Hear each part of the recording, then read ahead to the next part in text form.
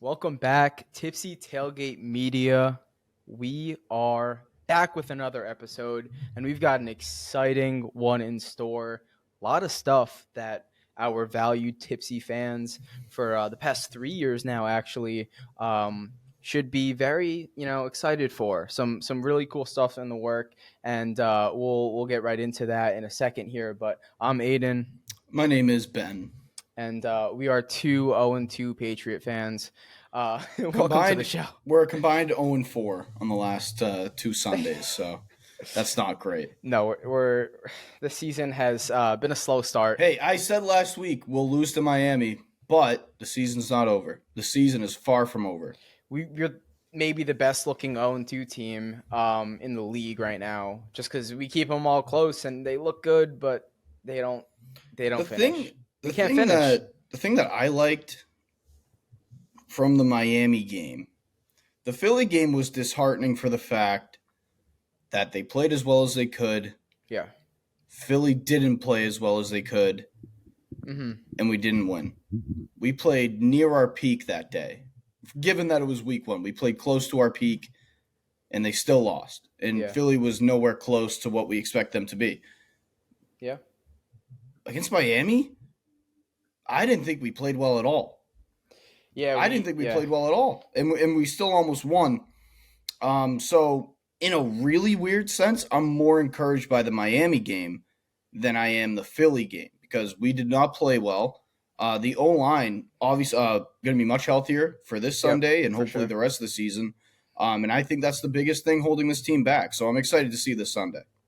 Agreed. A lot of injuries, and we'll touch on that in just a second. But first, we are excited to announce we have a sponsor, baby. We're excited to bring you guys huge time betting app, particularly mostly in the prop betting app space. None other than Thrive Fantasy is the sponsor here for the foreseeable future and during this NFL season for the next 30 days at least. So they are partners with us. They are partners with the Jacksonville Jags. They are partners with the LA Chargers.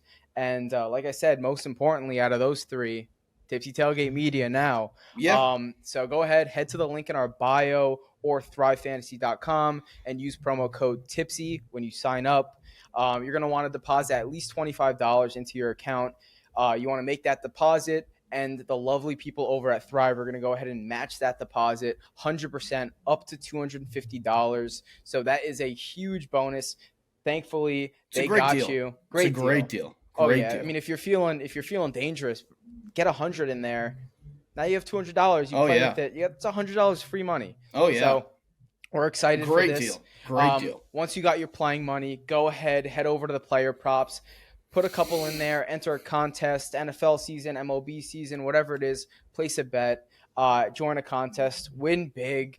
Thrive gives out some of the best payouts in the entire sports betting industry. Find out for yourself. Go ahead, download the app, and listen. If you sign up using Tipsy, deposit $25, you place your bet with $50 now that they match your $25, and you lose, then you could go ahead moving along with your day, knowing that you did Tipsy a solid. And in fact, if you do go ahead and deposit $25, place that bet, go ahead, screenshot that, head over to Instagram, DM us with proof that you deposit $25 using code TIPSY and you place it on a bet and enter a contest. And we'll shout you out in the podcast, but most importantly, we will be doing a giveaway on October 15th, $150 cash straight to your bank account. Very exciting stuff. Yeah. It's a win-win, Ben. It's a win-win. Really, it is. Yeah, Aiden, you're literally getting free money. You are getting free money through this deal. So to me, it's a no-brainer. You can support your boys at Tipsy, and you can make yourself some money. So, similar to you, I'm very excited. I think this is going to be a great experience for us, and I'm just really excited about it. So, I really look forward to what's in store for us. Yeah, we want to thank the people over at Thrive Fantasy. Absolutely. Thrive is available in the states listed below, so go check that in the description. Go ahead, check out the link in our bio. Once again, use that link or use code TIPSY. Sign up with a $25 minimum. They'll match it. Have a good time. And now let's get tipsy and let's get into the show. Week 3 NFL. Now it's week 3. Not Yeah. last week. Now No, it's week no. 3. You wanted to skip ahead last week to week 3, and I don't blame you, given what happened in Gillette Stadium on Sunday Night Football. I would much rather skip ahead to the Jets with Zach Wilson as well, but I'm sure we'll touch upon that game. Yes, we're going to get into that game in just a second, but we are starting with a little bit of Washington football. Bills at Commanders. The Commanders are plus 6.5-point underdogs. Honestly, that defense for this Commanders team has been pretty solid through the year. That's Yeah. probably why that line is not, outrageously headed towards the Bills. Mm-hmm. The over/under is 43.5. They could kind of, to put that into perspective, Broncos Dolphins at 48, so they think it's going to be a little bit of a lower scoring game. Bills at Commanders.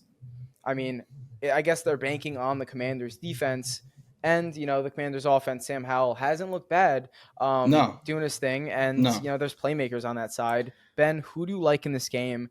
Give me a reason, and if you have a pick, let's hear it. I like the Bills in this game. The Bills are going to win this game. But with that being said, I like the over-under in this game being as low as it is because, as you just said, Washington's defense is good. They're a solid group. Oh, yeah. And they can make some plays. And as we know, Josh Allen's going to give you a few chances to make those plays. And they're such an opportunistic defense, and Ron Rivera puts them in such good positions defensively that I think they're 100%. They could easily come away with 2 takeaways off of Josh Allen, whether that's 2 picks or a pick and a fumble. Yeah. I think even if Washington gives up a few points, or a lot of points rather, they're going to pick off Josh Allen at least once in this game. So I like where the over-under's at in this game. And so you're leaning more with the Bills, I believe, right? Yeah, I think the Bills win somewhere around like 25-18, something like that. I don't think that I don't think they're going to blow them out in any sense. I think it's going to be a really good game. Yeah, so the last week for the Commanders, Chase Young finally came back into action, and he had a good game. So I think that addition really stands out to me. I think that the pass rush going against a guy like Josh Allen, who is going to want to run, but if the pocket's, closing on either into his face or on his sides, it's a lot of quick decisions that could turn into picks, that can turn into getting sacked, fumbles possibly even. So I think it makes for a sloppy game. And honestly, I think the Bills do come away with this one, but I think it'll be an ugly game. No, I agree. And I'm not taking any bets on this one. I agree. To move over to the next game here on this slate, we got Broncos at Dolphins. They're going to be playing down in Miami. Miami is 6.5-point favorites. 48 is the over/under for this one. This one's interesting to me. I personally like the Dolphins minus 6.5. I think that the Broncos defense is not what anyone really thinks it might be. If anyone even does think it's a competitive and legitimate defense, I don't really believe so. I like Patrick Surtain for sure, and they do have pieces. Randy Gregory, of course. But with that said, I think the Dolphins are this is an offense that is just going to produce. I know that you're not the biggest fan of Mike McDaniels, but I have to say it. I love the guy. I think he's hilarious. He's a loser. He's like a Gen Z as a head coach. Like, it's the first one we've ever seen that has been like this, and I think it's so funny. I love him. I think he's such a little creep. So everything he does, I just think he's a creep. But he is one of the best offensive minds in the league right now. That scheme he has for that Dolphins offense is just insane. It's nearly impossible to stop. Yeah. This game I also find interesting. I find it to be fascinating. And I think the result of this game is going to shock a lot of people. Yeah. I'm taking the Broncos to win this game. Wow. Okay. I think we saw. Is this Tipsy Bowl of the week? This might be Tipsy Bowl of the week. This might be Tipsy Bowl of the week. But Sean Payton and that Broncos offense, they were figuring out in the first half of the game against Washington. We saw the vision, I think is the right way to put it. We saw what they were going for, and we saw them achieve it to some extent. Now, Russell Wilson completely fell apart in the second half. Yeah. But it's going to come in stages. It's going to come in waves. It's not all going to work out right at once. They literally have to fix Russell Wilson and try to make him 70% of what he was in Seattle. Because last year, he He was one of the worst quarterbacks, if not the worst quarterback in the league. And Sean Payton isn't going to fix that in 2 weeks. But we saw the remnants of it, and we saw some of the seeds growing on it in the first half of last week, and I think we see them explode this Sunday. I think they're gonna be all over Miami. I think the defense gets energized by the energy that the offense is bringing. I see Denver winning this game around 27-24. I think it's going to be a really good game, but I think Denver finds a way to win it. So it's interesting. We are kind of on completely different sides for this one, which I love because that just shows you anything can happen in the Mm-hmm. NFL, and it's going to be a good game if we're both on opposite ends like we Yeah. are into this one. Exciting to see. Dolphins have been great so far. This offense is just dangerous, and I do think that it's important to mention the fact that the Dolphins won last week against the Patriots, leaning more heavily into that running game. Yep. It says a lot about what this offense is Shows their capable of. versatility. It shows a lot of versatility that I don't think many people 100%. thought they had. No, you're right. And that's a biggest thing too for them, because now that they could prove like, hey, look, we could do more than Yeah. just throw the ball downfield to whether it's Waddle or whether it's Tyreek. I think that's a huge sign of versatility, as you mentioned, with them, and they're going to be a good team for the rest of the season. I So agree. props to them. And up to this next one, Texans at Jacksonville. They're going to be playing the Jags. Jags are minus 8.5 point favorites. It's pretty high. And the over-under is 44. This game, I think it's interesting. Don't get me wrong. I like what the Texans are doing in terms of they don't give up. CJ Stroud has been slinging the ball around the yard this season so far through 2 games. He's clearly, statistically wise, been the best quarterback. And Anthony Richardson has a case for him, but he has been hurt, missing snaps, throughout the first couple games. So it's kind of harder to give him the nod. But Stroud has definitely been the better of him and Bryce Young. Whether his supporting cast is better or not. I mean, he is the quarterback of the Texans, but the Texans, they got some playmakers. Dameon Pierce is a solid running back, even though he hasn't been great this year. Nico Collins has been a solid receiver for them. They just got back John Mechie last week.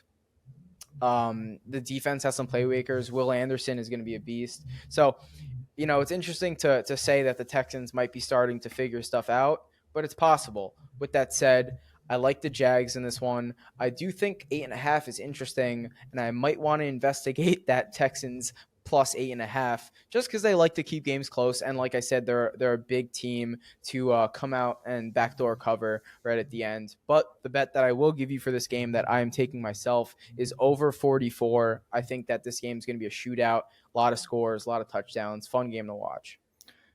If the Jags had won last week against Kansas City and Trevor Lawrence didn't play like a big pile of shit, I would take this to be a close game. However, the Jags are up for blood now, and I think the Jags are going to take it out on, in the case of Houston, they're going to take it out on Houston. From their standpoint, I kind of feel bad because I think the Jags, I know the Jags are one of the best teams in the AFC. Yeah. They didn't play well last week. They're definitely pissed off about it. Trevor Lawrence, that's the worst he's played in since he was with Urban Meyer his rookie year. He was horrible. He looked like he couldn't read the defense. He couldn't get the ball out on time. And Chris Jones made all the difference for that. Yeah, he did. Kansas City D. He did. And Jacksonville's just going to go out there, and I think they're going to humiliate the Houston Texans. So I have the Jags covering. Whatever Lawrence's passing props are, take them. He's going to go off. I think the Jags win this game something like 35-15, 14. I think they blow them out. So you like the over too? Oh, yeah. Let's go. Oh, yeah. Love that. Love Benny approval on a pick. Need that. This will be a fun game to watch. Whether it's close or not, it'll be a fun one. I have this next game up as Colts at Baltimore. Ravens are getting 8 points. 44, once again, is the over-under, which is interesting to me because, I think that Jags-Texans game is way more prone to go over than the Ravens-Colts game, just because I haven't really seen this Ravens offense being extremely free flowing. Mm-hmm. I know Odell's now battling an ankle injury, I believe. Zay Mm-hmm. Flowers has been good. Mark Andrews, hasn't done much in his Only last game played one back. game. Yeah, Only in played one. his last game back, exactly. So I think it's going to be a little bit slower. One thing that I do want to mention though is, and this might be a crazy take, but does it feel like Lamar has completely gone away from his fuck it, I'm running, Oh, I am so happy you mentioned that. I am right? so happy. I could not agree with you more. This might be a really weird comparison that some people might not remember or know. But do you remember when RG3 came back from his injury Yeah, and he came back and said, I want to be a pure pocket passer when he was still with Shanahan yeah, before he got fired by Washington? And it just didn't work. It didn't work because that wasn't his skill set. That wasn't yeah, what he was best at. And I'm worried that Lamar might be going that same direction. I'm really worried about that because yeah, regardless of how much Lamar has improved as a passer, which he has, even since he won that MVP, he has definitely improved as a passer. definitely. It's still not your strong suit. Your strong suit's your mobility. The thing that makes you different is the way that you're able to move on that field. The Yeah. thing that makes you special is your mobility. I mean, those And, 40-yard spin move juke yeah, to the end zone. I mean, like he had runs that were more spectacular than any running back in the oh league. yeah, And now 100%. it's just like it's not there, at least yet. And I think it's worrisome. And the reason I'm so happy you brought that up, obviously, as I said before, he doesn't have the skill set to be a pure pocket passer. Like, say, a guy like Brock Purdy, who we watched last night, he's a pure pocket passer. That's his game. Yeah. Lamar, that's not your game.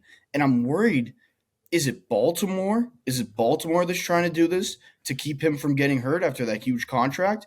Was it Lamar who said, I want to be more of a pocket passer, like more of a field general type of Yeah. archetype?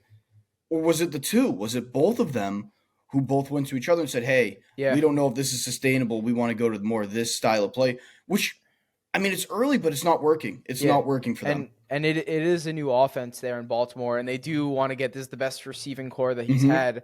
had. So they definitely want him to pass more. That's not Right, a but secret. even if he's not gonna go upfield, you can still let him scramble behind the line of scrimmage and find a guy open, make a Yeah. play that way. He Yep. isn't even doing that right now. No So broken plays or anything. I'm really such. concerned about his play right now. I'm really worried about it because he doesn't look like himself at all. Yeah, well, we're going to get to this a little bit later, but Justin Fields, a lot of people think that's the same thing where he came in this year proving, I want to prove I am a good pocket passer, and then all of a sudden, now he's not doing what got him here, Right. So it's interesting to see. We're going to touch on Justin Fields in a little bit, but I think we both agree with Lamar, and I'm sure a lot of people are noticing it. Don't get me wrong, he's still, they're still winning games. He's still playing well. Is But Lamar Jackson right now 2 games in, regardless of what XYZ player has done? You're not looking at resume. Okay. Would you say Lamar Jackson's a top 10 quarterback based on how he's played through 2 weeks? If it's name 10 quarterbacks to win you one game right now, I probably wouldn't say yes. I wouldn't have him in there. Yeah, I wouldn't have him in there. If you're saying the Lamar of past years, everything included, he's in that list. 100%. But right now, I'm not based on overwhelmed. level of play in the 2023 NFL season, and I think this will change. I'm saying this assuming that it will change this season. Yeah. He's not been a top 10 quarterback in the league. He hasn't played like it. Well, so to just go even deeper into this, so far his rushing, first game, 6 carries, 38 yards. His long was a 14-yard rush.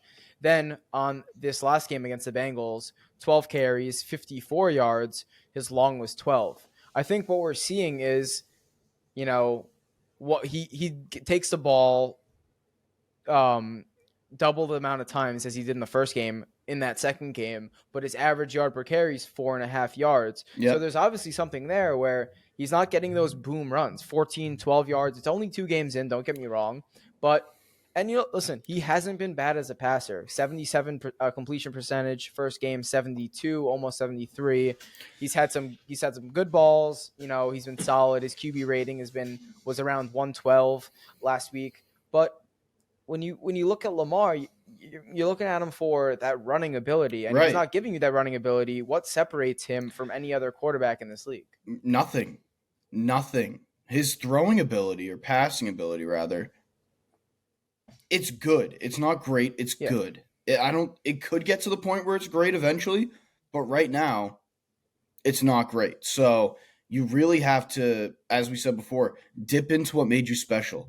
Dip into what made you that MVP. yeah, I mean, Lamar's Lamar for a reason because of his ability to run. So I really don't get why either him or the Ravens or both have come to this idea that he just shouldn't do it anymore yeah. or not as much. I don't get it. I really don't get it. So another thing, we've got, this is obviously Colts at Ravens. Anthony Richardson is out with a concussion. Second time he's been pulled from a game this season in 2 Mhm. games. What do you think Anthony Richardson should do? Because he's obviously shown he can be effective running the ball. He had 2 rushing touchdowns last week, and he's been an effective quarterback, thus far. I think he's been great when he plays. Yeah, but what do you think there is there? Because week 1 you have Trevor Lawrence coming up to him at midfield after the game. Protect yourself, man. Yeah. Like, the only thing he's saying, good job, but protect yourself. Yep. So if it's this big of an injury, what do you think about his potential there? I mean, is he going to have to make the type of move that Lamar and Justin Fields is doing already? And if so, I mean, maybe these type of quarterbacks, maybe their lifespan in terms of playing career can only be 4 to 5 years, but maybe at that 4 to 5 year peak, they are, some of the best in the Like league. Cam Newton, literally like Cam Newton. Exactly. That's what I was going to come back to is just, we've seen it with Cam. We sort of saw it with RG3, but he had injuries even Right. earlier on. And now we're seeing it with Lamar. Justin Fields, is kind of taking he's switching that route maybe before it's too late and he gets hurt from rushing too much. And then Anthony Richardson, I mean, 2 games in, he's been banged up in both games, pulled. So it's interesting to see. It's definitely something to monitor. And I like the Ravens in this one. Gardner Minshew starting. He's always a problem for other teams. So we'll see. I don't love the 8 points that they're giving. I'm not going to take that, but I think the Ravens will win. I agree. And just to add on to Anthony Richardson, we talked about this 2 weeks ago. And I don't think it's the running itself that has gotten him hurt. It's his style of running. Like, dude, you're allowed to slide. Yeah. You can slide. You're not Derrick Henry. You don't have to run people over. The week 1 when he got hurt, at the end of the game, he put his head down like he was Jerome Bettis trying to drive across the goal line. Like, you're down by 2 scores. What are you doing?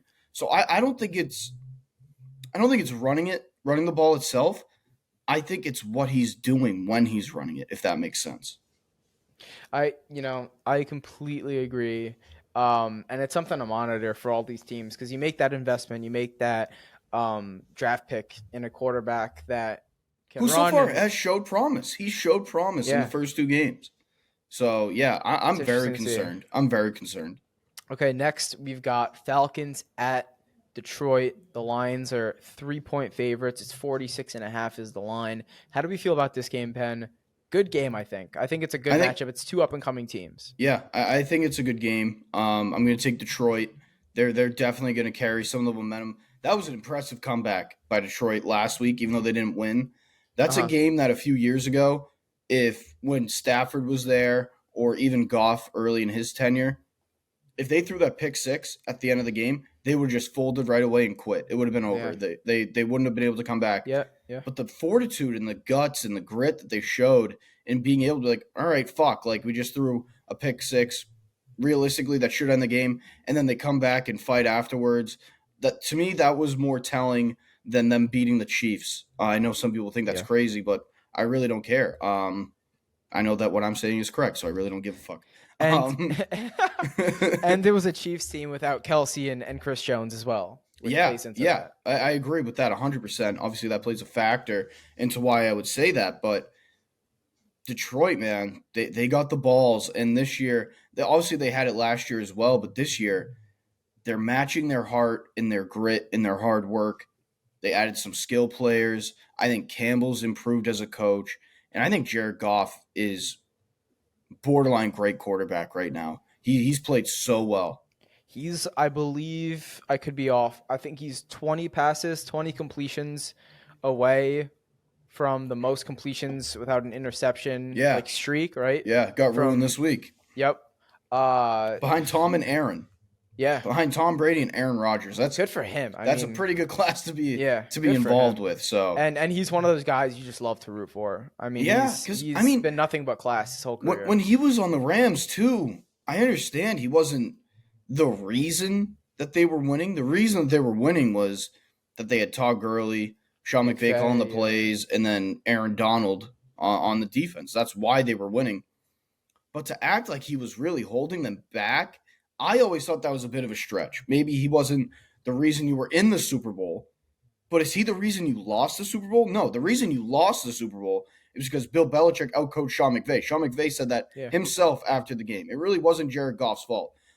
So yeah, I really think that Jared Goff has earned the right to get people off his back. Like, hey, like, what else can I do at this point? I've proven that I was worthy of the draft or the first overall draft pick where I was selected. He might not be Peyton Manning, but he's not Jay Cutler. Yeah. He's like in that middle area, and he's a very good quarterback. So I think people need to lay off him.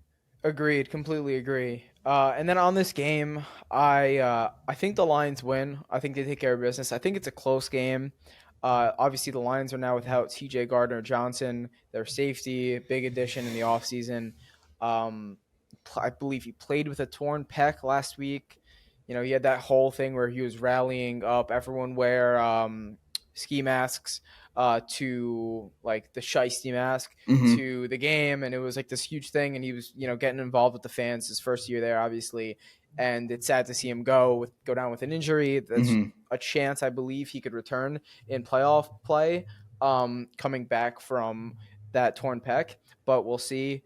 Still like the Lions in this game. I think it's going to be a close one. I just don't think the Falcons can keep up with the Lions scoring with Desmond Ridder at the helm right now. At least, I'm not a fan of Ridder. Exactly. I'm not a fan. His thing. But also, the other thing I want to mention is I believe Taylor Decker, the right tackle, I believe he's been ruled out. Amon-Ra has been questionable all week, and he's questionable right now. And then Jahmyr Gibbs has been questionable. I think Amon-Ra and Gibbs are both are trending towards playing. Nothing, official, so I don't know. But those are another 3 big injuries to kind of monitor. Yeah, and then with the loss of Montgomery, obviously, they need David Gibbs. Montgomery. So yes, thank you. If you don't have Demont, you need Gibbs. So that's obviously that would be a really big loss for Detroit. Agreed. And who are you taking on this one? I'm taking Detroit. As I said before, the mix of the skill that they've now added with that hardworking heart mentality that Dan Campbell's instilled in them, I think Detroit, for Detroit standards, is going to be special this year. Agreed. Now to this next game, pretty solid one.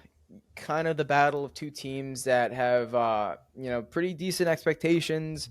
Both been right on the verge of being a good team or even a great team at some points. Chargers at Minnesota facing the Vikings. The Vikings are 1-point favorites, basically a pick 'em. 54 is the over-under. I believe that is easily the highest over-under of the week. What do you think about this game? Should be a good one. I think this is the game of the week, and I know that might be weird to hear about 2 teams that are 0-2, but they're both pretty good football teams, and they're both 0-2. Whoever loses this game, your season's over. You're not coming back from 0-3. That's damn near impossible to come back from 0-3. So I think you're going to see a playoff-like mentality in week 3. It really is. Which is exciting. I mean, already it's going to be this competitive in week 3. I'm excited for this game. Let's go. You got one elite quarterback, one borderline elite quarterback. You have a guy who might be the best player in football in Justin Jefferson. You got a Charger defense that should be good, but has been getting cooked. So I think this is going to be, honestly, this might be the game of the year in week 3. I don't care what anyone says. I think you're going to see some high-flying offense. I think you're going to see a lot of great plays on the defenses as well. It's going to feel like a playoff game in week 3. Like, Yeah. when's the last time you could say that about an Be a NFL regular season game? Great atmosphere. In week 3, it's going to feel like a playoff game. So I'm so excited for this game. I think it comes down to whichever coach shits down their leg worse. That's what I think this game comes down to. I'm going to take Minnesota because I think that Staley's a clown. I think he's a joke. So I'm gonna go with Minnesota to win this game. I think that the people of Minnesota might be, or actually the people of LA might be agreeing with you on that, because I don't think anyone likes Brandon Staley as a coach. He's terrible. He's I think, in my opinion, clearly the favorite to be out of the door before the season even ends, maybe even before the trade deadline. Who knows? I think, Aiden, you want to hear something crazy? Let's go. If they go 0-3, he's fired by Monday. Wow. He's gone. He's gone. You can't have Justin Herbert in that offense and be 0-3. You brought in Kellen Moore to be your OC for a reason. It's true. It's completely true, and it's very possible. People were talking about him being the Cowboys head coach. Why couldn't he be LA's? He could serve as an interim head coach for the rest of the year. Why not? If you go 0-3, yeah. What do you have to lose? You're not. You really, right, already you have no chance of catching the Chiefs because they're the Chiefs and they're going to win that division. They own that division. If you go 0-3, you might finish behind the Broncos. You might finish behind the Raiders if you start 0-3. If you finish behind Josh McDaniels as a head coach, who I love as an OC, horrible head coach. He can't do it. He's shown that he's not good at it. If you go 0-3, Staley should get fired, and I think he will be fired. Hey, I think like I said, a lot of people will agree with you on that, and I do too. I don't think anyone is on the Staley side right now. He sucks. And he's gonna need to have a motivated team and a team that's gonna execute on every play and every scheme that they're running for this game. Because if they go 0-3, like you said, there's a decent chance he gets fired right away. What's the point of holding on to him? That's my thing. What's the point in holding on to him if you're 0-3? If you know he's not the right guy. You know he's not going to be there the next year. You might as well see if the guy you just brought in to be your offensive coordinator for Justin Herbert could serve as your head coach. In a league that's trending towards offensive coaches, you might as well try that out if you're 0-3. Just to play the other side, I'll go with the Chargers in this one. But, I think your point on the head coach making all the difference here is right. I think Kevin O'Connell is a good head coach. I like him. I'm a fan I of do him. like him a lot. So I agree. This is going to be a good matchup, good game, and should be a fun one to watch. The atmosphere is going to be nuts. Regardless of if you thought the Vikings were – I know you didn't, and I wasn't absurdly high on them either. Do you really think they might go 0-3 out the chute? Yeah, really. That's crazy. That would be nuts. And both teams. And the Chargers. Like the Chargers. Who would have thought? I thought the Chargers would be a playoff team. Most people did. I would bet you 90% of people who know anything about football, more than 90%, if you told them the Chargers wouldn't make the playoffs, they'd be like, whoa, so like slow your roll, like calm down. It's wild that this is as important a game as it is in week 3. Them and the Jags have like 50% of the money I put on a Super Bowl champion split because of the odds being great for them, but also being, you look at teams in the past, the Eagles, they were close and then they just took off. The Bengals of a couple years ago, close, took off. I feel like the Chargers and the Jags fit that mold perfectly. To me, the Jags had more of that feel before the season. Yeah. Simply because of Doug Peterson. Agreed. And, this might be the year for the Jags. Hopefully it is, because for your bank that's why. account. Yes, that is exactly why. Now moving to something that we love talking about. Patriots, Jets. Jets are 2.5-point dogs. 36.5. Super, super low. I think the lowest over under of the week. 36.5. And this is going to be a fun one. Because of the fact that these are two defenses that won't give up. These are two defenses that have solid number one cornerbacks, and I feel comfortable saying that now because Christian Gonzalez he's been unreal. rated. He's I believe unreal. he's been rated number one, but at least I know for sure top 3 cornerback through the season so far. He was number 1 last week. That's what it was. But top 3 over the first two weeks of the season. Yeah. Yep. If we got our sauce and we got Judon, I mean, this is a top 3 defense. Don't forget about Uche. Uche, Duggar, Adrian Phillips Barmore, is a playmaker. Dietrich Wise. There's so much talent. There's so much talent around Jabril Bentley, Peppers. Exactly. And then the cornerback group, I mean, obviously Marcus Jones just went down with an injury. But you're still expecting Jack Jones back anytime. Yeah, exactly. Jack Jones should be coming off IR after week 4, I believe. You got other playmakers like Jonathan Jones. I mean, we have like 8 Joneses that are cornerbacks, and they're all somewhat solid. So. And I know no one wants to hear this. The one position that Bill Belichick can coach up like no other is cornerback. Oh, yeah. We're a factory. He literally put Julian Edelman in that corner, and he was getting tackles. So we're a cornerback factory. Agreed. And usually we don't manufacture the best one in the league, but we'll manufacture. They'll never be the worst. They'll never be the worst. It'll be like top 5 always. Yep. Yeah. So this is an interesting game. Patriots are underdogs. Patriots are favorites here, 2.5-point favorites. I'm gonna go ahead and slam Patriots money line, maybe even by 2.5. But I think the defenses keep it close, and the over/under being so low shows you that Vegas thinks it'll be a close game. Low scoring. If it's low scoring, it's going to be tough for the Patriots to win by 3 to cover that. I think the Patriots win. Give me that money line. I think purely, like I was going to say, Zach Wilson being the quarterback there. Not that I don't like the guy. Not that I hate the guy.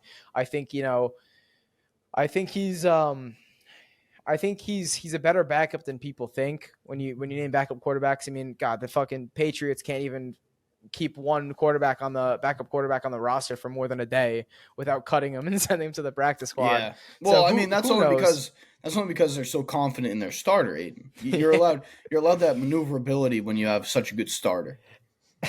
So the thing with the Jets is Zach Wilson, we all know how he was seeing ghosts in the past against his Patriots. He sucks. Defense. He sucks. Give me the Patriots. What do you got, Ben? Patriots 35, Jets 17. Pats are going to do a number on them. One thing for the Jets that could be or will be a very good positive, we saw it last week. I know that the Pats were committed to stopping the pass, and that might have opened up the run game. But you know that I've been saying this for 3 years now. The Patriots' defense is very good. They make a lot of plays. They can make you look really stupid at times. You can establish the run on them pretty easily. You can establish if you do it early and you hit them in the mouth early. Yeah. You got Judon and Uche who are pure pass rushers. They're not out there to stop the run. They're like Lawrence Taylor who can do everything. Yeah.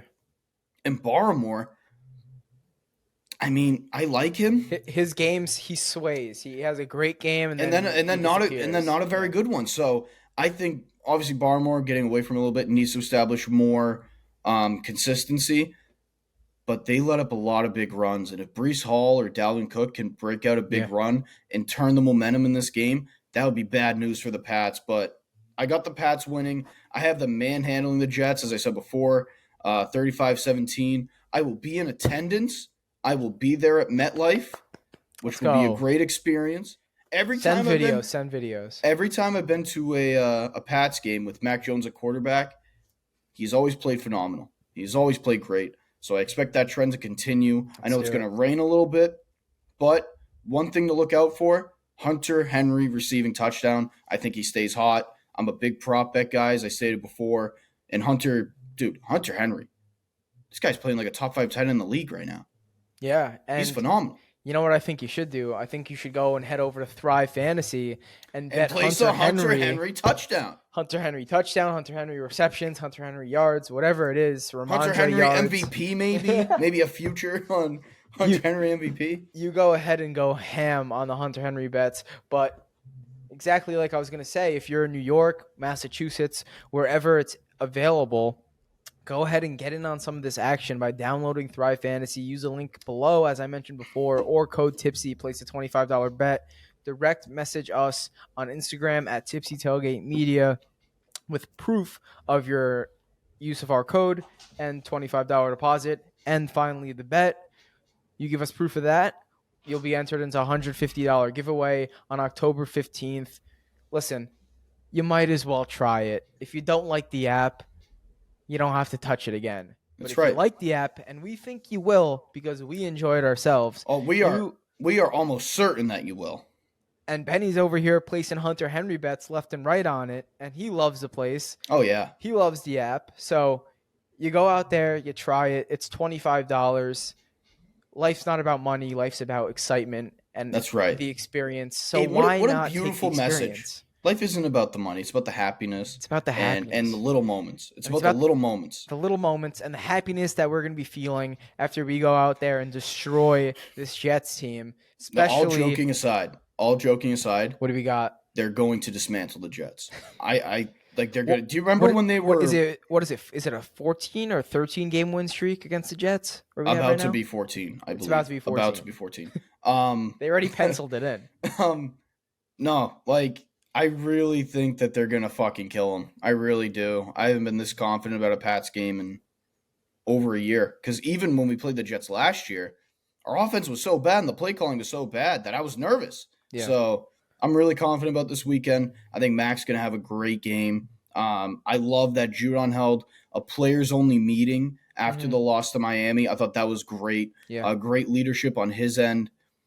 And Mac's been saying all the right things and doing all the right things. There's really, outside of the pick last week, Mac's been super impressive this year. He's been great. He's been great so far. So the O-line being healthy, and as I said last week, efficient offense, great defense.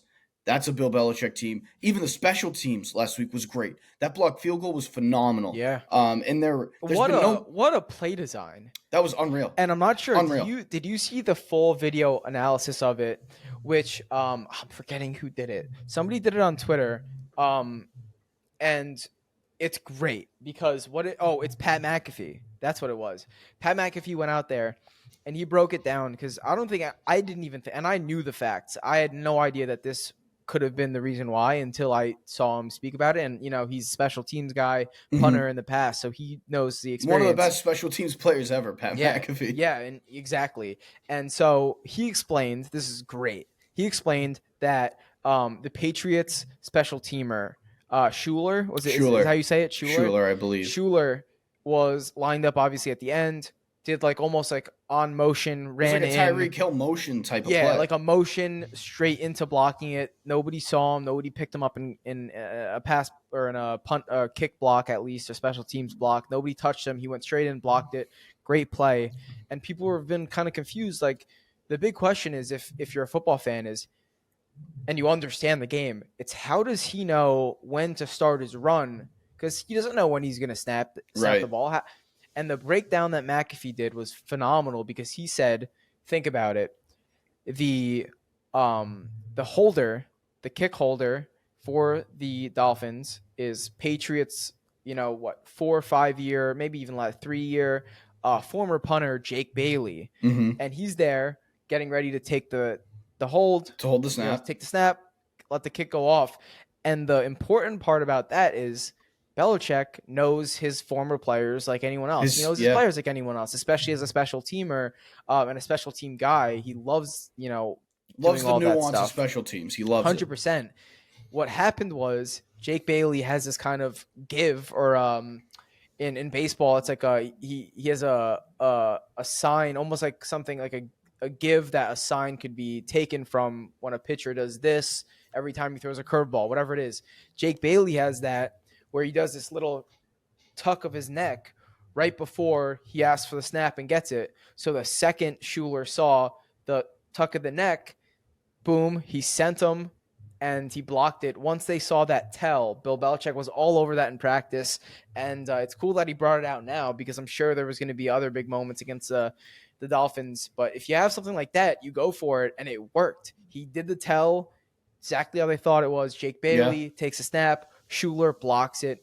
Great play. Extremely great breakdown on Pat McAfee's part, and that was awesome to watch. Yeah, no, I didn't see that. I'm gonna watch it after this because that sounds unreal. Great breakdown, yeah, it was awesome.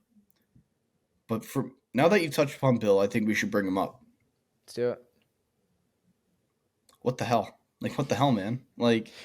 You can't go 0-3 when you're Bill Belichick. You can't do that. 0-2, fine. You have slow Septembers all the time. It's never been 0-2 bad since 2001, which, wait, do you remember what happened that year? I forget. I can't remember what happened. Oh, okay. They won a ring. They won a Okay. ring. Okay, now I remember. I'm not saying they'll do that, but I have more confidence in this team making the playoffs this week than I did after the Philly game. I really do. Mm, I think they're good. No, not I think they're good. I know they're good. We've seen them be good. We've seen them play well. And we yeah. know, again, I'm going to keep harping on this for the rest of the season. Bill Belichick, greatest coach of all time. This offense is efficient. When they get going, they are efficient. They have to cut out the turnovers, and I think a lot of that had to do with the O-line because they felt like Yeah. if we get one play, we have to turn it into 2 or 3 more. They kept looking ahead because they knew the O-line wasn't sustainable and couldn't keep up the blocking. So Mac was worried about, well, the blocking's there. He wasn't quite going through his reads, which he was still doing a great job of, but he wasn't able to process it at the level that he usually is, even though that's what he's best at, his Agreed. mental game and his IQ. So every time they made a big play, you saw it with Pop last week. Makes a big play. All he's seeing is the end zone. That's all he's looking for. Doesn't notice the pressure behind him, fumble. And I think that's what a lot of their turnovers have been. They've been thinking internally, we can't mess up. We can't mess up. We can't mess up. Because if they get a good play, sack, drive over. So hopefully the O-line being more together provides much more sustainability, as I just mentioned, and that makes them not focus on each and every little play like it has to be perfect. Yeah. No, it's a great point. And this is a team that, the defense has all the pieces and the coaching to be a top 5 or better defense. Bill O'Brien has this offense, I've liked looking his play at calling. times, I've looking liked his at play times calling. I liked very, it. very solid. And, I think it's just going to get better with time. We got to figure out how to carve out a role with Zeke. I think the run blocking could be better. Ramondre really isn't hitting any home runs like we've seen in the I think past that's so been more the far. O-line, though. I think that's been the Exactly. I, O-line. I agree. And that should play into Zeke as well. So hopefully this O-line gets, batted down, fixed up. We should bring back Dante Scarnecchia because he's the GOAT and Yes, he'll we fix should. this up. But I agree. I think the Patriots are going to be a very competitive team this year. I think this is the exact team This at is a the big exact week. time that they needed them. Yeah. Yeah, I agreed with the quarterback that they're facing. They If just it was own him. Rodgers, it's a They different own him. I know situation. But everyone owns Zach Wilson, but the Pats are Zach Wilson's dad. They own yeah. that guy. They own him.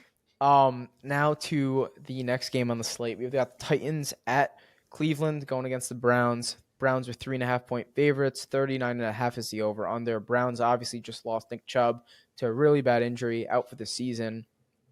And it's going to be interesting to see how they approach that backfield with Jerome Ford, with Kareem Hunt, who they just newly brought back.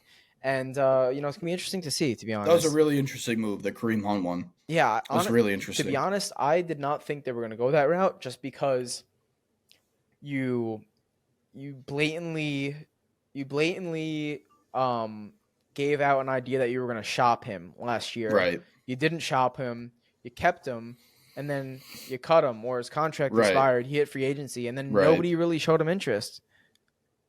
So then it goes, all right, what's the deal? And then now you have a bad injury and they come crawling back for you. I'm completely surprised that Kareem Hunt got back, but it really shows you what his market was. He must Yeah, have I no was just about to market. say it's showing or telling rather Yeah, of how little people want him to be a part of their team. agreed. And so it'll be interesting to see. I don't have many thoughts on this game. I I think think the the Titans Titans. win. That's my Yeah, thought. I think I the was gonna Titans say win. I think the Titans, are right there in it the entire time. Potentially even win it. You know what? I'm going with you, baby. I think Titans are gonna win Deshaun this game. blows. I think Deshaun sucks He's now. bad, dude. He's He's not really good. bad. He's really not good. He's really bad. He's lost He. it. This is one of the This is honestly, in my opinion, one of the craziest things I've seen in my So Cleveland. lifetime. It's so It's Cleveland. one of the craziest things I've seen in my lifetime. Yeah. He has the most guaranteed money in the history of the NFL. Yep. And he 200 stinks. something million. He stinks. And he can't throw the ball. No. Two separate face masks as a quarterback last week. He's not good. He's really not good. He's not good it's anymore. it's crazy. It's honestly one of the craziest things I've ever seen. I agree. I'm going Titans, baby. Yeah, I'm going with them as well. It's the power pick of the week. We're going Titans. Up to this next game, Saints at Green Bay. Packers are 1.5-point favorites. 42.5 is the over on there. Under there, Jordan Love has looked spectacular thus far. For at least what people were thinking, whether he's Yep. is he worth being a starter? And now he's putting He's together proven a that he solid belongs year. in the NFL as a starting quarterback. To me, he's Completely. already proven that. Yeah. So who do you like in this game? Saints at Packers. Saints have looked good at times. Taking Monday the Night Packers. Football was pretty ugly. I'm taking the Packers. Packers 100%. Aaron Jones is going to be playing. I said last week, if both Aaron Jones and Christian Watson are out, I'm taking the Falcons. Aaron Jones being back, I'm taking Green Bay to beat the Saints. I think Derek Carr isn't what Saints fans. He's good. He's good. Don't get me wrong. He is good. He's not what the Saints were expecting him to be. And maybe he doesn't have to be that. He probably doesn't. But now you're seeing the Bucks. I know we're going to touch upon them. My second favorite team this year, the Bucks. Derek Carr needs to give you more to go into Lambeau and beat this Packers. I think the Packers are good. I really think the Packers are good. They might not be 11-6. Their ceiling's likely 10-7. Yeah. But even if they take a step back this year, I think Jordan Love's going to have a very strong era. I don't think he'll be Favre or Rodgers, but I think he's going to have a good tenure in Green Bay, and they're going to have some really good teams with him. Yeah, so there's a lot to unpack with the Saints team.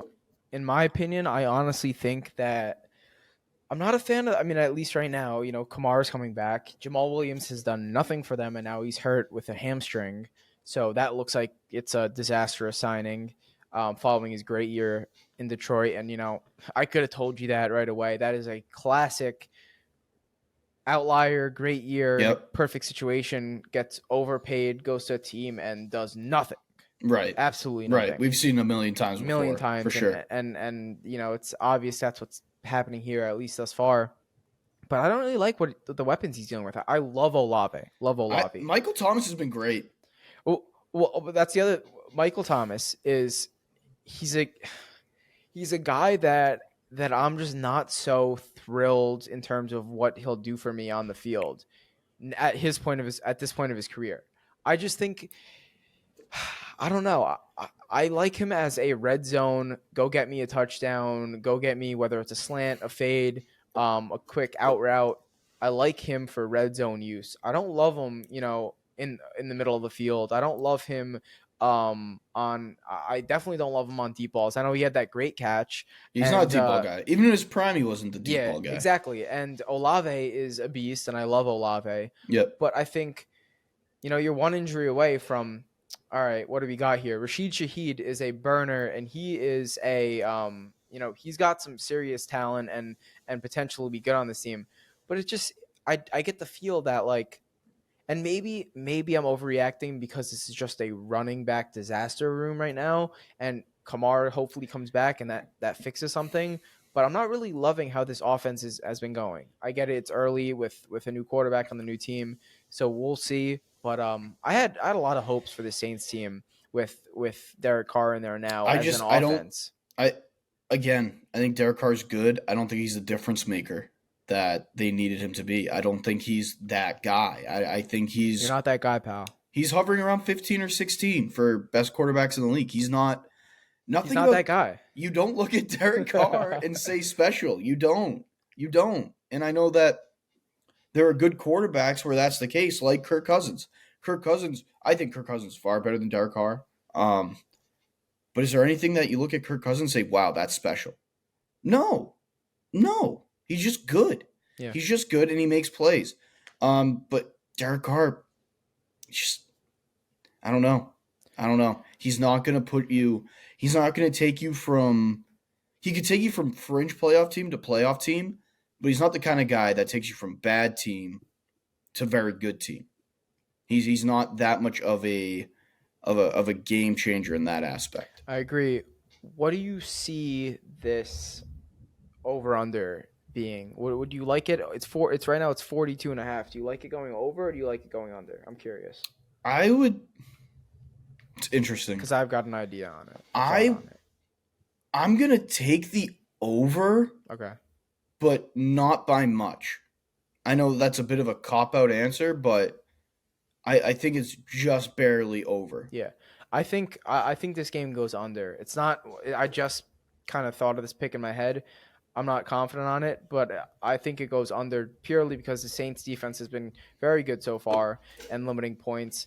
And I think the Packers are due to have kind of a slower game because Okay. it's a rookie quarterback. Someone's gonna figure something out about a place to Regardless, take advantage of them from. regardless of everything we've said about the Saints offense, their defense is good. Their Defense is defense very is good. very good. Yeah, So, be interesting to see. that yeah, I think it's gonna be very interesting to see how Jordan Love handles that. I think this is one of those games though that whoever was home, I would take that team. If it was in New Orleans, I would take the Saints. But since Yeah. it's in on Lambeau Field, I'm gonna take the Packers.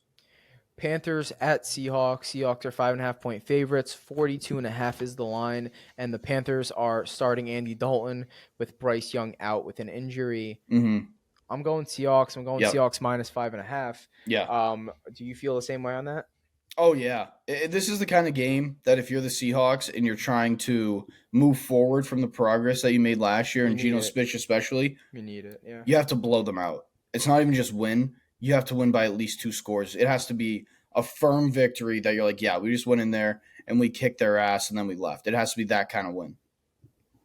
I agree. I could see that happening. That's actually one of my picks of the week. Seahawks minus 5.5. On to this next one. Cowboys at Cardinals. 12.5 points. The It's a lot Cowboys of are favored. points. 12.5 points. It's A lot of points. 43 is the over/under, and Trevon Diggs is missing the remainder of the season. That could be a killer, Practice, man. it That is. could be a It's killer. honestly, it's so unfortunate. And as much as we pick on Cowboys fans, I just straight up feel bad Sucks. about this one. Sucks. I feel really bad about this one. I mean, to have everything looking like it's going so well, and then your star cornerback just goes down with an ACL in practice, man. Yeah. It's sad, and No, it's and awful. I haven't picked. I have a really close friend that's a Cowboys fan, big Cowboys fan. I haven't picked his brain on it, but I'd assume he's he's devastated because it's honestly so sad. I mean, this defense has been so good, and now you lose your second best player on that defense. Maybe, I mean, if you're ranking best players on the Cowboys, it's going to be Parsons. I would go Micah probably- and then Trayvon. Yeah, and then I was Or saying CD. Yeah, CD. I think it goes. CD. I think it goes Micah, CD, Trayvon. I mean, he's a third best player on that Yeah. team. I mean, unless you want to go into Zach Martin and Yeah, whoever it is. yeah, one of the O linemen, yeah. But I completely agree. I mean, playmaker wise, he's a huge playmaker for them. Yep. Interceptions and all that. Tragic loss. In terms of him gone for the season with that ACL. With that said, do you like them 12.5 point favorites against the Cardinals here going away? Yeah, I do. I think this is a game. We saw it a bit last week against the Jets. I think McCarthy should use this game as a way to get Dak more integrated into his system and get him more used to it. I like that take. Just let him throw the ball around the lot. I like and that. If you fucking kill them, you kill them. Like, I think they have to let Dak get more used to it in this kind of game where, to me, I know the Cardinals almost beat the Giants. That's more on the Giants than it was on the Cardinals. Impressive that the Giants came back. The Cardinals stink. They're not good. If you're the Cowboys, you have to go out there, similarly to the Seahawks, you have to go out there and blow them out. If you want people to look at you the way that you think you should be looked at, you have to blow out the Cardinals. You have to get wins like that. Yeah, completely agree. I love the take there on letting Dak figure it out. And especially with the injury to Diggs, you're going to need to score more points going throughout that season. I like the Cowboys here. I'm not going to take the points just because, whatever you have to say. I mean, the Cardinals just seem to be keeping it close, Yeah, they're just hanging on for dear life. Yeah. And it's easy, not easy. That was phrased wrong. It's easier to do that early in the season. It's easier to do that when you haven't lost 3 straight or even 2 straight. Yeah. But when you're a bad team and you've just been hanging on to keep these games close and it's like, damn, like we lost again, that's when you start getting shit kicked. And I think that's about to happen to the Cardinals. All right, we have a crazy situation developing in Chicago with the Bears. They have to, on top of all of that, Now they have to go and head over to Kansas City and play the Chiefs. Yeah. Chiefs are 12.5-point favorites. 48 is the over-under. I mean, you could look at this game two ways. The Chiefs dismantle the beaten Bears, or the Bears go out there as one of those everyone's sleeping on us. 12.5 points is a lot of points. They might cover this game. What do you think, Ben? Picking a lot of blowouts in a row, but I think the Chiefs are going to blow them out. I think the Chiefs are just getting rolling, especially on offense. Similarly to what I just said about Dak and Mike McCarthy, Andy Reid has to use this as a game to let his guys get back to their offense.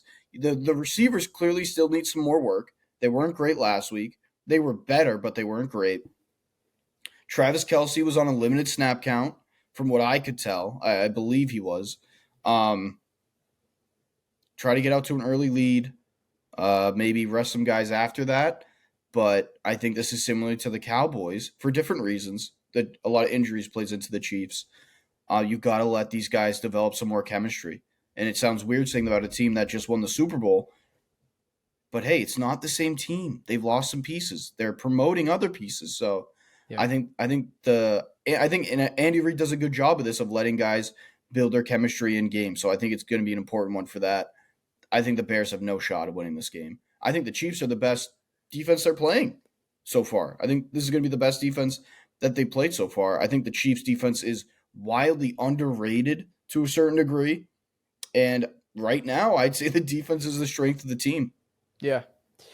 Hey, this is the last time I'm going to bet the Bears if they disappoint me again. Plus 12.5. They've cost me so much money already. Might as well give it one more chance. If there's any time they're going to hit a bet, it's plus 12.5. I mean, come on. That's almost 2 touchdowns. The thing that scares me for Justin Fields' sake in this game is the Chiefs are not only a good defense, they're a very young defense with a lot of guys who can keep up with them speed-wise. Maybe not Jones. Chris Jones can't do it.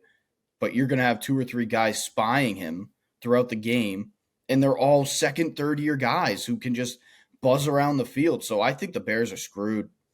That's a good point. Now, let's go over to this next game here. Sunday Night Football. This interests me a lot. The Steelers are 2.5-point underdogs to the Raiders. I don't get that at all. I do not get that at all. I'm going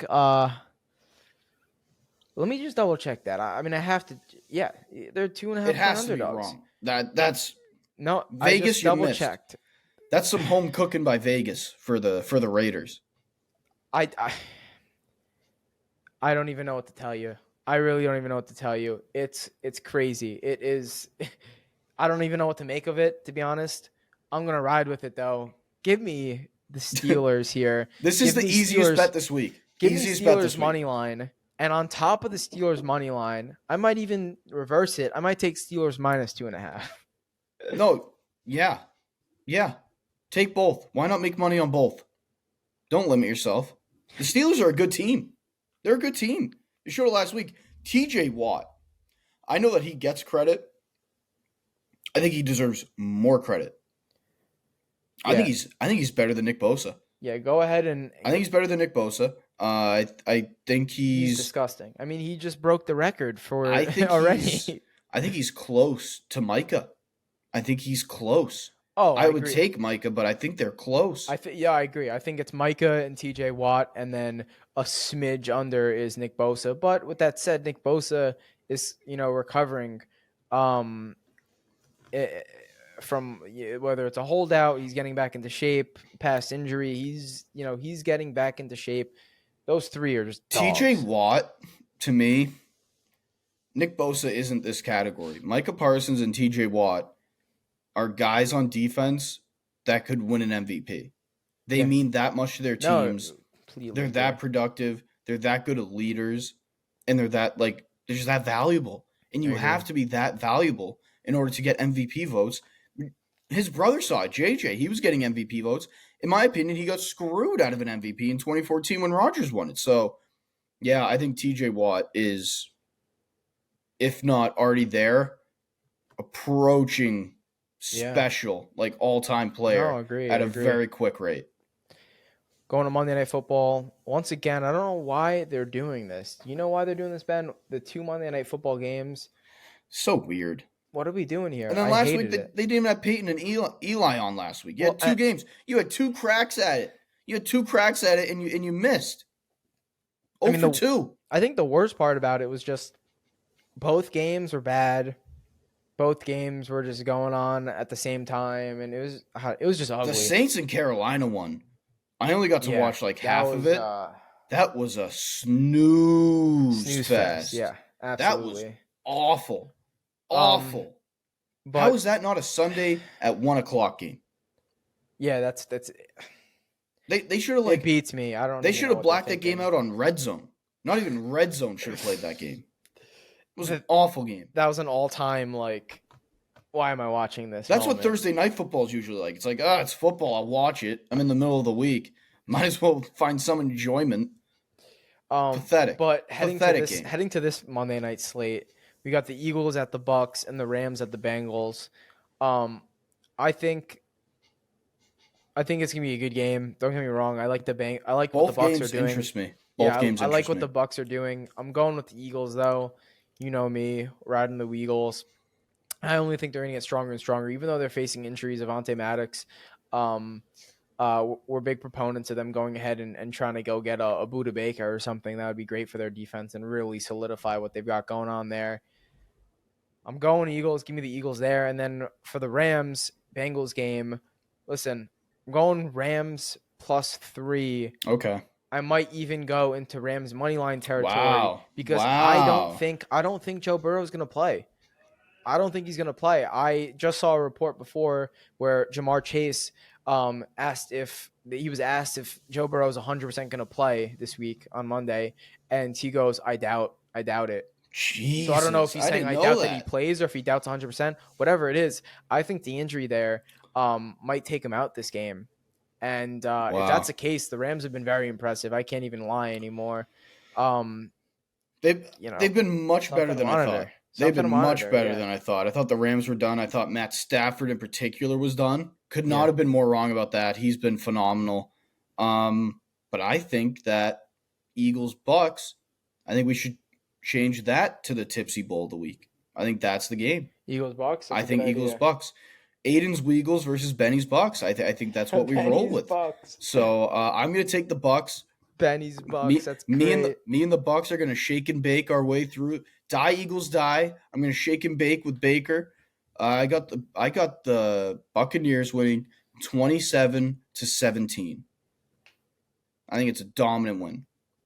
Listen, And that this is you see this with surprise teams at certain points in the year. They have a win where it's like, wow, they've arrived. To me, this is that game for the Bucks. I think this is the game where they arrive. People finally buy back into Baker being a good quarterback, which he's always been. He's always been a good quarterback. He was in a horrible situation in Carolina. I'll never get over that. And you know that I've always stood by his side. So I can't be called a bandwagon on Baker. I believe in him, and I think he's going to continue the success. Him and Mike Evans.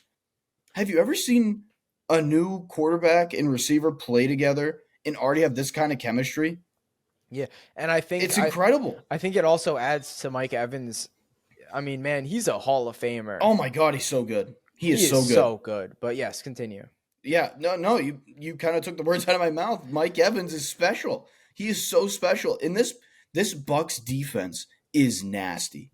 They are sick. They just fly all over the field. They play violent football, which I love. Todd Bowles has done a great job of coaching this team so far. I'm not going to say it was Tom's fault, but I think it was Tom's buy-in that maybe made them as bad as they were. I think they had to maneuver around a lot of what Tom was doing last year, and that made them not as good of a team. Did they ever feel like a real team last year? They didn't to me. It felt like Tom Brady and the Bucks. This year, it's Baker Mayfield with the Bucks. So I think that's a major difference. Not comparing Tom and Baker at all. Like, only a moron would do that. But with the way he's already fit with the fabric of this team, I think you can see it on the defense. A lot of them love his leadership style, which is one thing that's always been true with Baker. Even when he wasn't playing great in Cleveland, the team followed wherever he took them. So yep. I think that it's already been a perfect fit. and I think they get a huge win against the Eagles. Hey, great point. Tipsy game of the week. That's something that I'm gonna have a great time watching. Hopefully, it's not a snooze fest like the other Monday night game. And then go ahead and give me your Rams Bengals pick. Let's hear it. If Joe Burrow plays, I'll go with the Bengals. I knew he was questionable for the game. I didn't know that Jamar had said that he maybe won't play. I didn't know that any of the players addressed that at all. But I mean, hey, even if Joe Burrow plays, I think it's a good game because, as you just said, the Rams, they're not going anywhere. They could end up winning like 7 games, but their 10 losses are going to be good ass games and they're going to be competitive in all of them. So I'm not ruling out the Rams to do anything. To me, they could be 7-10. They could be 11-6. The Rams have been impressive. All right, and to wrap this up real quick, what do you think about Thursday Night Football this past week? 49ers 30, 12 Giants. 49ers, they just took care of business. Purdy looked great again. CMC, Debo, great. Ayuk was out, didn't matter. The Giants look bad. What's your opinion on that? I think the 49ers could be the first team to go 17-0. Wow. They're so good. Where's the hole? Where's the hole in the team? I mean, it used to be thought that it was Purdy, but he looks like a plus. He's a plus. He's not a problem. In week 2, Purdy didn't play well. He didn't have his best game. He missed a lot of easy throws that he typically makes, and they still won. And against a good team. Against a team that we just talked about how impressed we are by. So, I mean, I know it's a little crazy to say that, but they're easily the best team in the league. I don't think anyone sniffs them right now. Yeah. Wow. And obviously you have some letdown weeks throughout the year, but right here, right now, would you be stunned if they went undefeated? I wouldn't. I don't see anyone who's as good as them. Hey. I know how wild of a statement that is. I really don't care. Nick Wright talking about how the Chiefs would go undefeated before the season. He looks like a dumbass. At least I've watched 3 games and now I'm making the proclamation. I think they might go 17-0. I like the strong take to wrap this up. Very, very in the realm of possibility. Purdy looks great too, and you got to root for him. You have. And then he finally gets Kittle involved last night. Yeah. Because they have some injuries on the receiving core, it's like, and not everyone's available. So he's like, "Oh, fine. I guess I'll give it to the tight end who's going to be in the Hall of Fame someday." Like, it's ridiculous. And Christian McCaffrey, I'm going to knock on some wood for him right now. I'll give that 2 on my fantasy team. That's Opoi. That's the Opoi right there. He's insane. Good. He's insane. He's insane. He's so good. I don't see them losing. I don't. I can't see it right now. And you know that I'm never the one to make a proclamation like that because I always look for the negative in teams. Yeah. I don't see one. They look great. They might have the best coach. They're up there for best defense. They're up there for weapons. And everyone was questioning Purdy, like you just said. He's a top 10 quarterback. Yeah, and you know what? All right, 2 things real quick, and then we'll head out. First one, right now, I'm saying give me you have a middle of the pack team.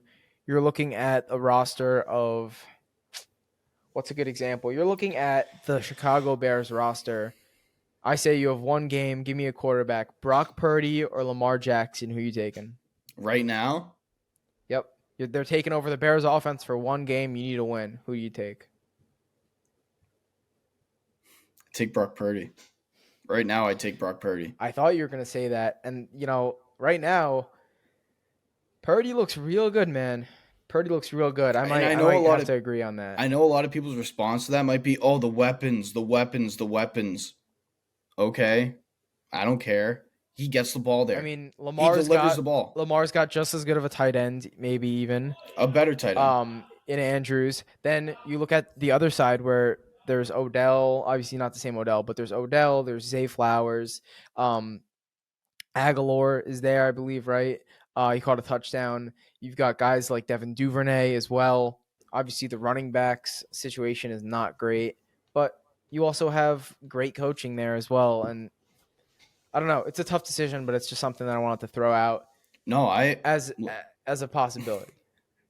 And hey, they could go out there next week and fall on their face, and Purdy throws 3 picks, but I don't see it happening. There's usually when there's a team that's great, like even the Panthers when they went 15-1, and everyone was picking them to win the Super Bowl that year, it was like, well, their receiving core outside of Greg Olsen really isn't that good.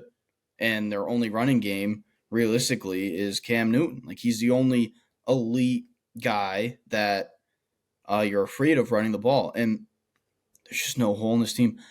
I think this is the best team we've seen since the '07 Patriots. I really do. Like, on paper, in terms of talent, covering every position on the 53-man roster, I haven't seen a team that talented since the '07 Pats. Hey, it's a long season, but right now they look like a It's completely insane. dominant team. The Giants were making that a game early, and then they just took off. Yeah, just the ability to score fast and defense to force turnovers and all that. It's phenomenal to watch them go play. One thing I want to end this off on: Sauce Gardner likes a tweet saying he's gonna get bitched by Patriots receiver Kendrick Bourne. Sauce is keeping receipts. Does Kendrick Bourne catch a touchdown on Sauce Gardner this week? No. I'm going to say No. yes because I love Kendrick. And with that, we'll wrap it up. Thanks for listening. Once again, go to the link in the bio and smash that link, Thrive Fantasy, or head to thrivefantasy.com. Code Tipsy. Go ahead, deposit $25. They'll match it. You'll have $50, only $25 of your own, but you'll have $50 to play with. You go, you place a bet, you enter a contest. If you win, great, go ahead. If you want, pull out the money. Don't even open the app again. I don't care. But if you win and you enjoyed your experience, continue playing. And I think you are. And if you don't win, at worst, you helped us out, me and Ben and the whole team. That's a good thing. Helping people out, isn't that a good thing? Exactly. Aiden? It's a good thing. And plus, you get entered into the giveaway. $150 could be in your pocket. You could have played with 25, get 50, win the bet, and on top of that, win 150 through the giveaway. There you go. That's like a Christmas gift. So you gain 2 friends and a whole lot of money. That sounds like a deal to me. There you go. All right, guys. Thank you for listening. We'll see you next time. See ya.